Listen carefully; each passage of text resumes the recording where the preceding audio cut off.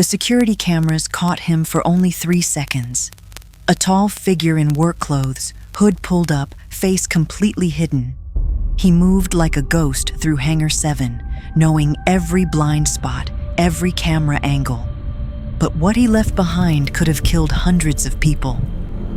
Mitchell had been working the night shift at DFW for 8 years. He liked the night hours, less management, better pay, and the quiet hum of sleeping aircraft.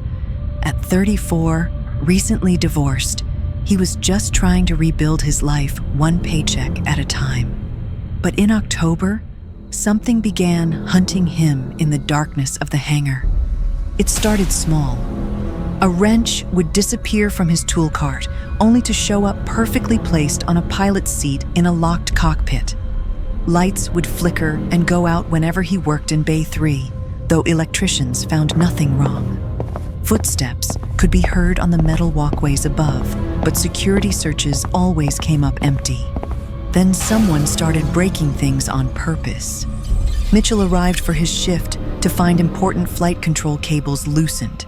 Not by accident, but carefully loosened to the point where they could break. This wasn't a joke. This was attempted murder.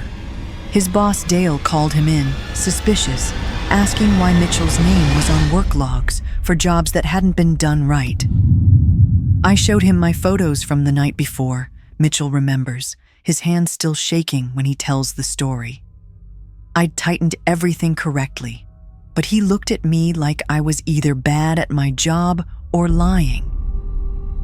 The attacks got worse. Someone pulled specific circuit breakers on an A319 scheduled for morning departure, not randomly, but targeting systems that would cause complete electrical failure 20 minutes into flight. The backup power, backup generators, even the battery system. Whoever did this knew exactly what they were doing. The security footage showed the impossible.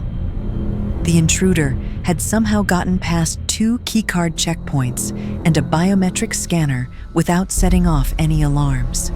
He moved through the hangar like he owned it, staying just out of camera range with surgical precision. Corporate security installed more cameras and changed all access codes, but Mitchell refused to switch to day shift.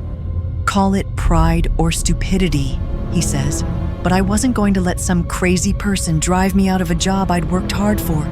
The final confrontation came on October 23rd. Mitchell was checking a 737 MAX when he noticed the cargo hold access panel was slightly open. Inside, someone had messed with the fire safety system, putting in a device that could only be described as a terrorist weapon. As Mitchell backed away to call security, he heard breathing behind him, rough, excited. "Hey, Mitchell," came the voice. "Been wanting to talk to you about that report you filed." It was Kevin Lawson, a mechanic fired 6 months earlier for failing a drug test. His eyes were bloodshot, pupils big, and he was smiling this horrible, twisted smile. In his hand was a modified box cutter with a longer blade. "You cost me everything," Kevin whispered angrily, stepping closer. "My job, my benefits, my kids won't even talk to me anymore." What Mitchell didn't know was that Kevin had been living in the ventilation system for weeks, watching, learning routines, planning his revenge. His makeshift camp had sleeping bags, notebooks filled with aircraft diagrams, and detailed work schedules. Only the help of Marcus, another mechanic, stopped a massacre. The investigation showed Kevin had planted 3 more devices, all designed to cause deadly failures during flight. He's now serving 25 to life in federal prison. But Mitchell still works nights at Hangar 7. He still hears ghost footsteps above, and he always checks the vents.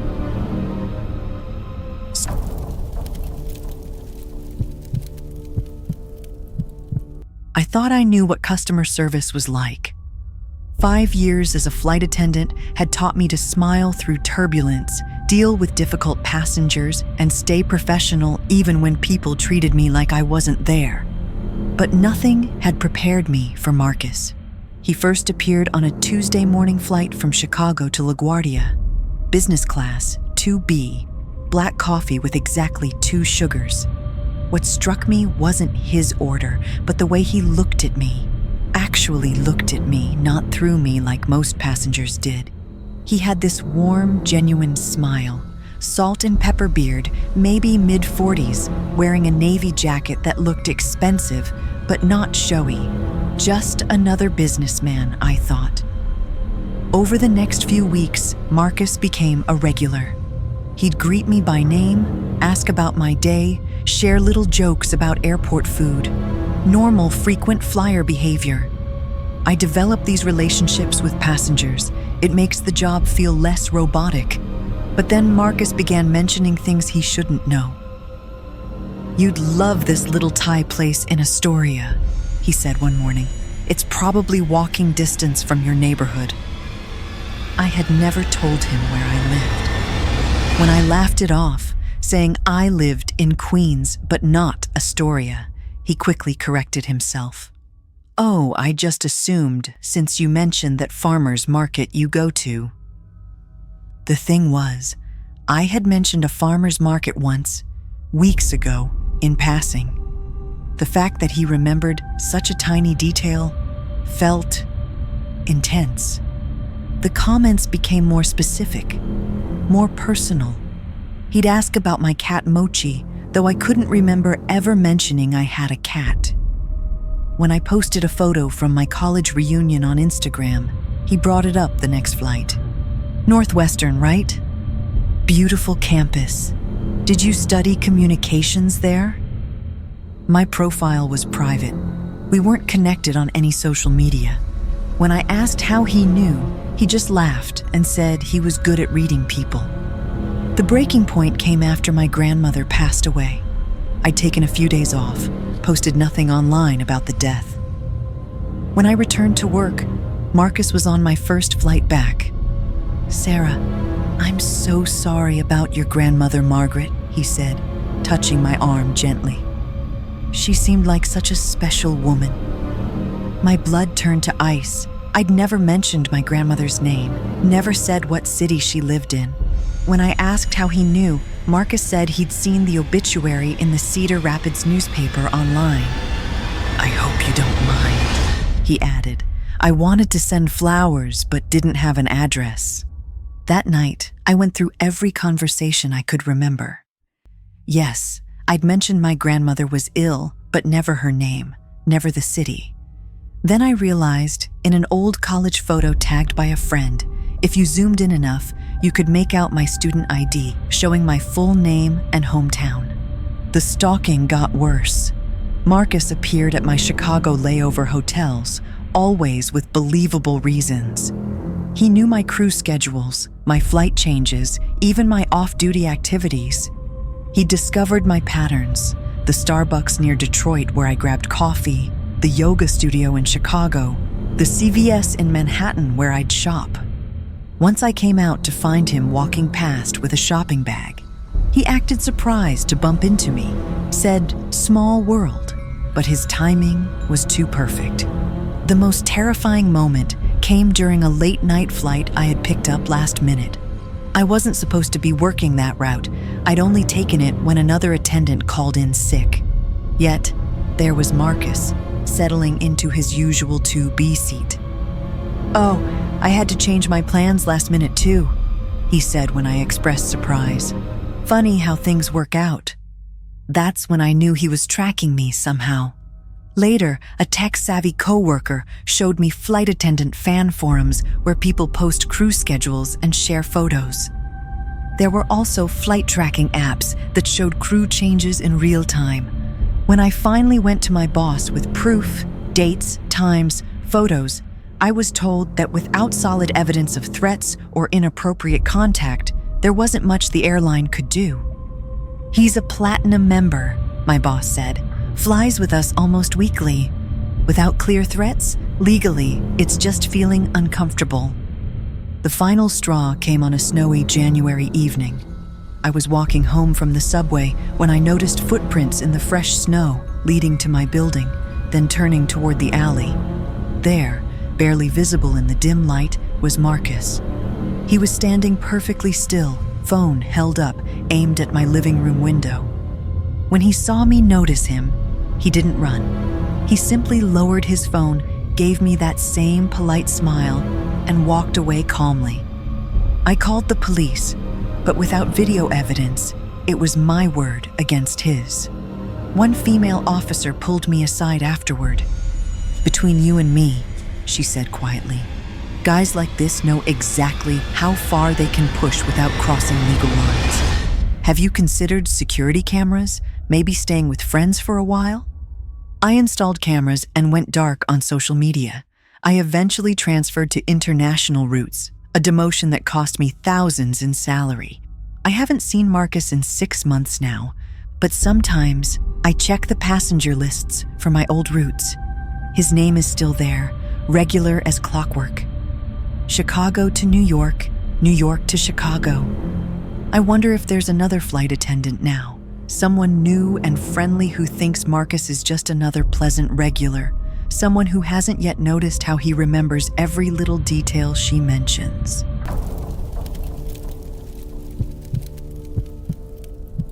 I had exactly 31 days left in my career, 3 decades of flying, and I was looking forward to retirement in Arizona, though my wife joked it was just code for golfing myself to death. The Vegas to Phoenix run was supposed to be routine. Clear skies, light load, barely an hour in the air.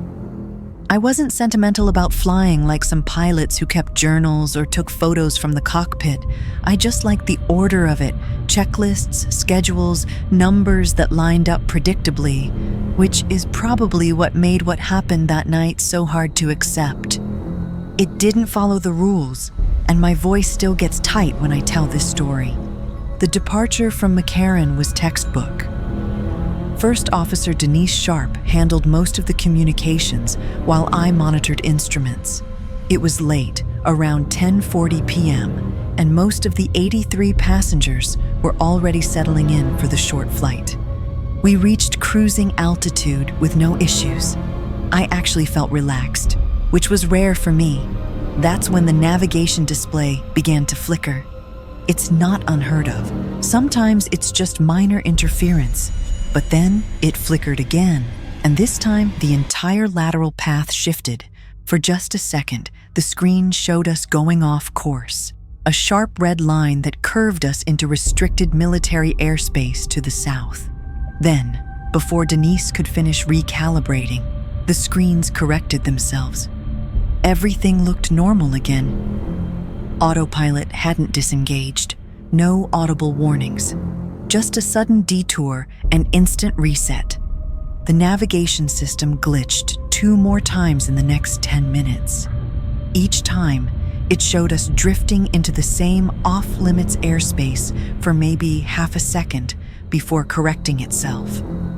The third time, the communications glitched too. Static, sharp, crackling, but brief. I'd heard interference before, but this wasn't weather. It had a rhythm to it, almost like Morse code, but not any I could decipher. We made it to final approach without more disruptions. The landing was clean. Passengers applauded lightly. If anyone noticed anything strange, they didn't say a word. In the crew lounge, I debated whether to include the glitch in my maintenance log. Something about it bothered me. I marked it as non-critical navigation irregularity and flagged it for engineering. 2 technicians looked at it the next morning, ran diagnostics. Everything came back normal, not even a hint of malfunction.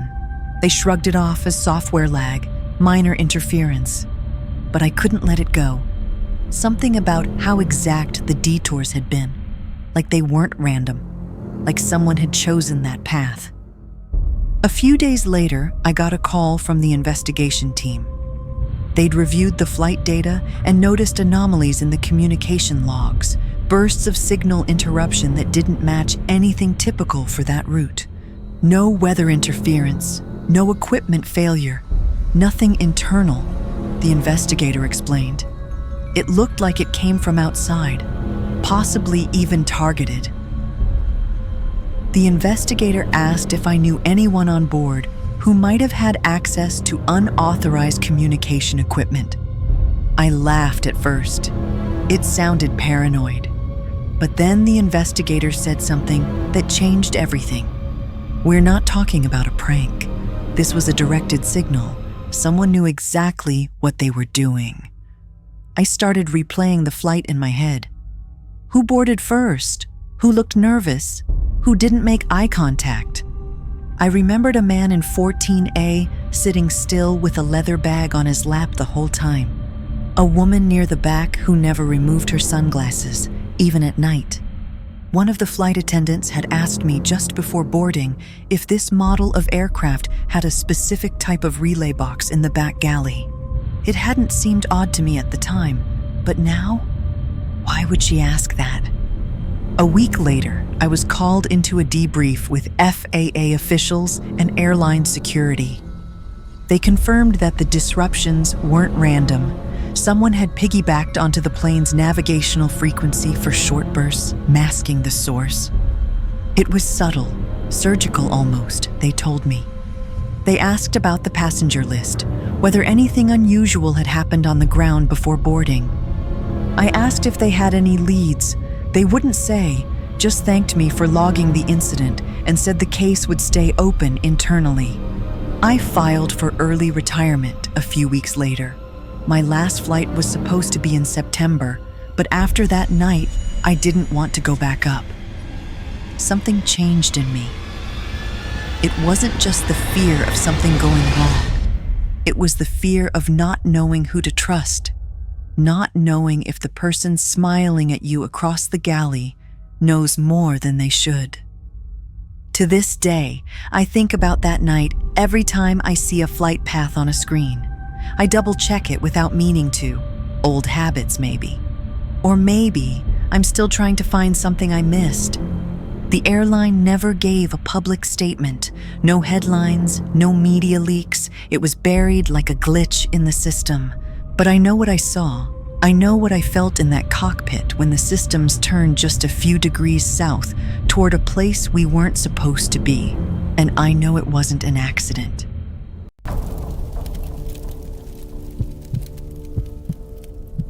I work in tech for a shipping company. The flight to London was a last-minute business trip. My company had closed a deal overseas, and someone needed to fly out for a face-to-face meeting. I boarded the red-eye from Boston Logan. The plane wasn't full. I had an entire row to myself in economy. A few rows behind me sat an older man who caught my attention. While most people were half asleep in hoodies and neck pillows, this guy wore a perfectly pressed beige blazer, wire-rimmed glasses, and a crisp button-up shirt. The man sat quietly with his hands folded and a small leather bag under the seat in front of him. We took off around 9:45 p.m. I tried watching something on the screen but gave up and curled up against the window. Sometime in the middle of the night, I woke up when someone brushed past me. I saw the man from a few rows back walking toward the rear. He moved slowly but steadily, wearing just socks and those stiff dress pants. I fell asleep again for about 40 minutes. When I woke up, something felt wrong. A strange feeling filled the cabin. One of the flight attendants walked by, doing a quiet check. I watched her stop near the back, then walk back again, looking down the row where the man had been sitting. She opened the overhead bin above, then whispered something into the phone. 20 minutes later, 2 flight attendants stood near the kitchen area, whispering. One held the passenger list. They kept looking down the walkway, then back at the paper. One attendant walked up the cabin, quietly asking questions. When she got to me, she sat down beside my seat. "Have you noticed the gentleman in seat 41A getting up during the flight?" I told her I had, that I'd seen him go toward the back maybe an hour ago. She gave me a tight-lipped nod and thanked me. 30 minutes before descent, the attendants weren't smiling anymore. There were quiet conversations in the galley, a male attendant going down the walkway with a flashlight, crouching here and there.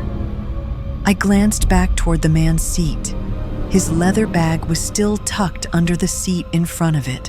The blanket was folded neatly, no sign that he'd ever come back.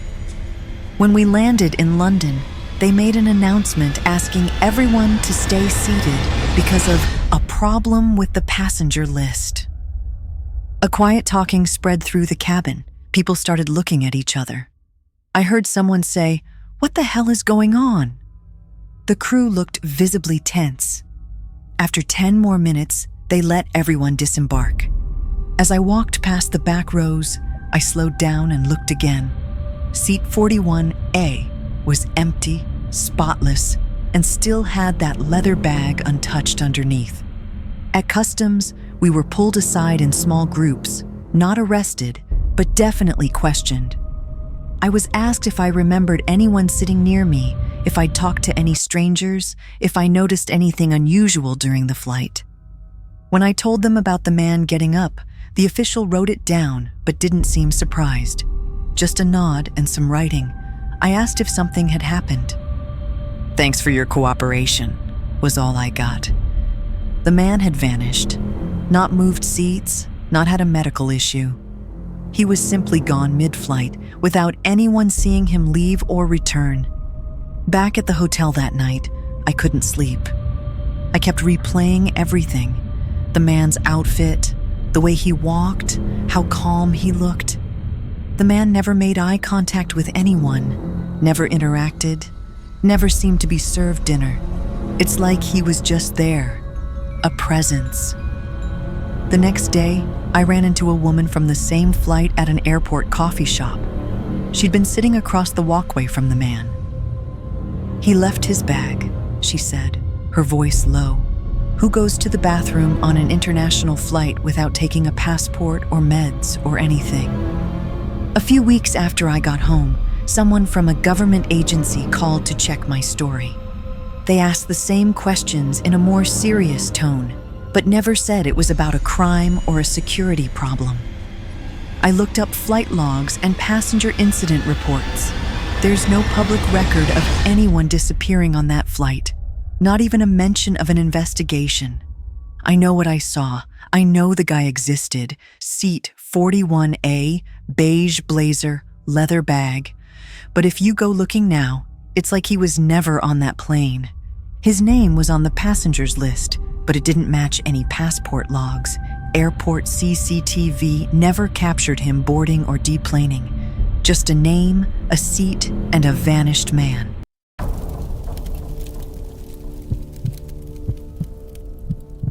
I had been traveling constantly for work, conferences, meetings, client visits. That night was one of those last-minute late flights where I barely made it to the gate in time. I'd just finished a presentation in Denver, and the only thing on my mind was sleep. I was mentally tired, physically sore from carrying my suitcase through airports all week. When I got on the plane, all I cared about was that 22C had a walkway seat. Window seats made me feel trapped, and I liked having the freedom to get up when I wanted. A guy came up to me just as I was getting ready to put in my headphones. Maybe early 40s, thin build, dressed like a businessman but without the polish.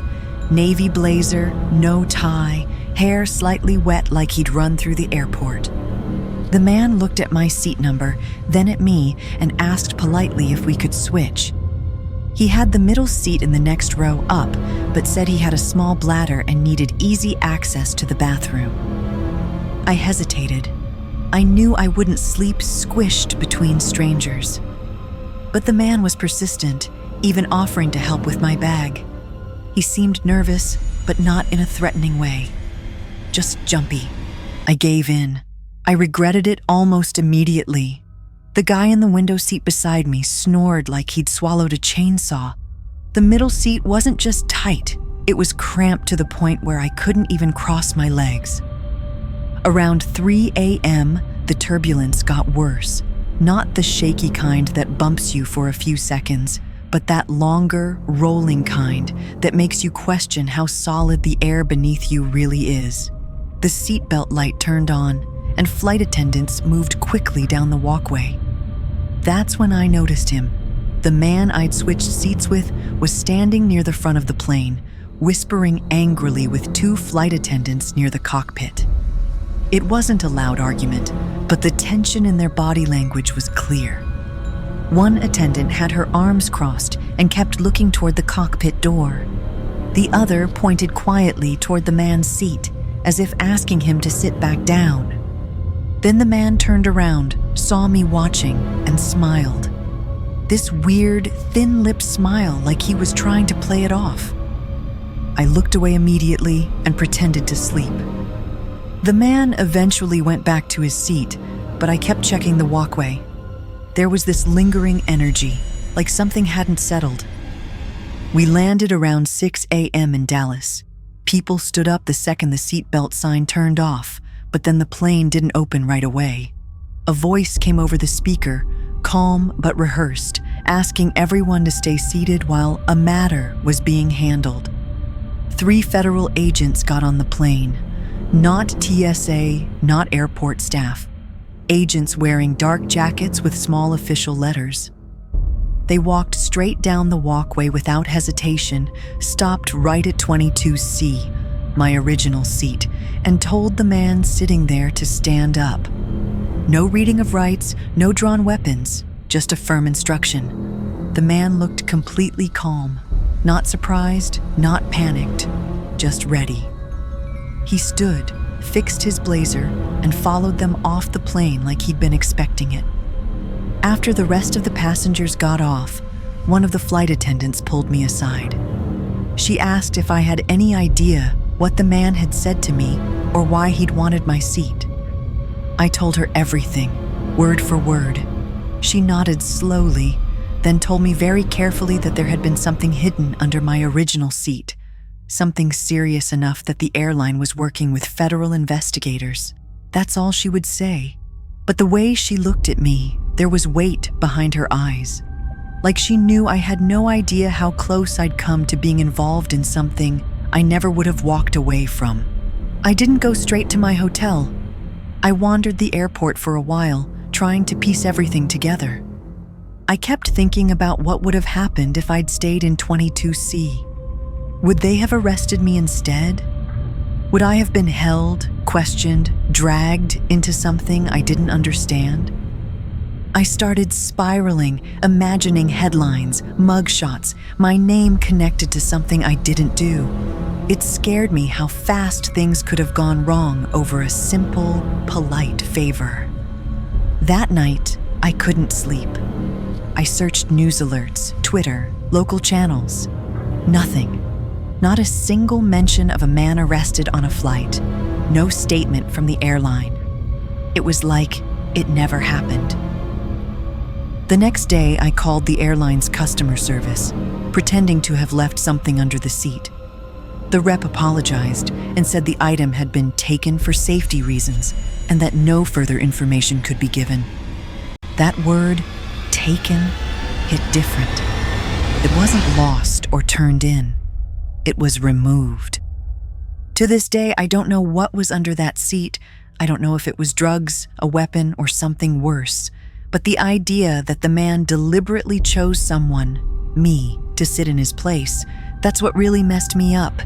He needed someone who looked normal, forgettable, someone tired enough to agree to a last-minute switch without question, and I was perfect for that. The man probably looked at the whole gate and picked me because I looked like I just wanted to sleep and disappear into the background. Since then, I haven't flown without thinking about that night. I still take walkway seats when I can, but I never switch. Even if someone has a broken leg or a sad story, I keep my spot. I don't care if it makes me rude, because that night, one polite decision almost turned me into a suspect, or worse, a pawn.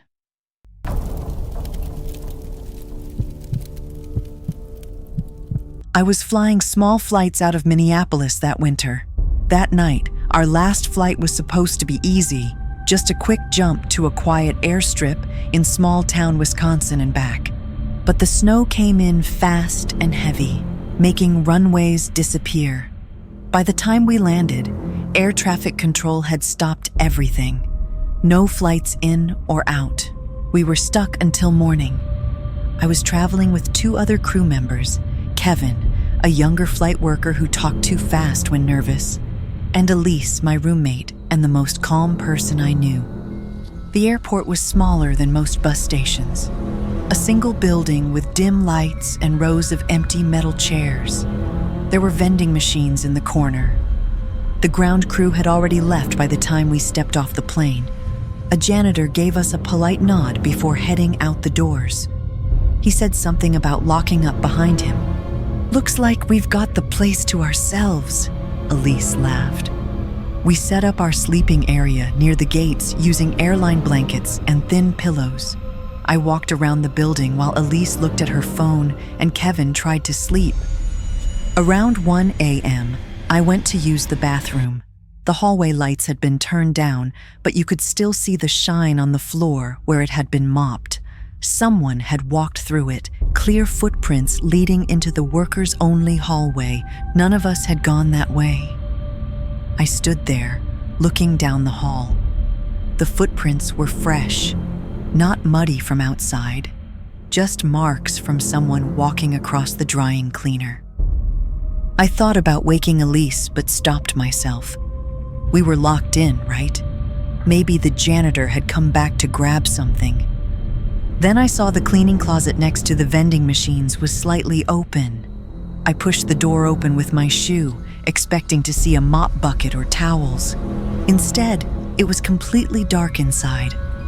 I didn't step in, just stood there listening. Nothing.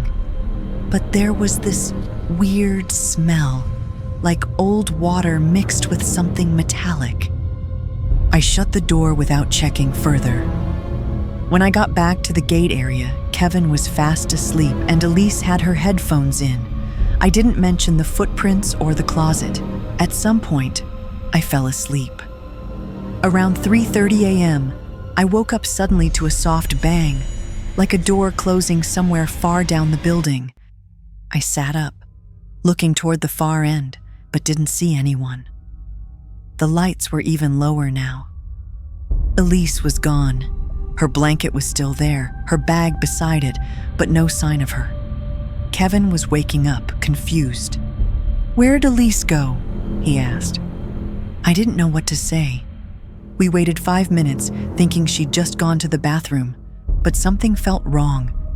I walked the length of the building, checking the bathrooms, knocking on office doors. Nothing. The weirdest part? That closet, the one I'd seen open earlier, was shut now. Kevin and I looked at each other, quietly agreeing something wasn't right.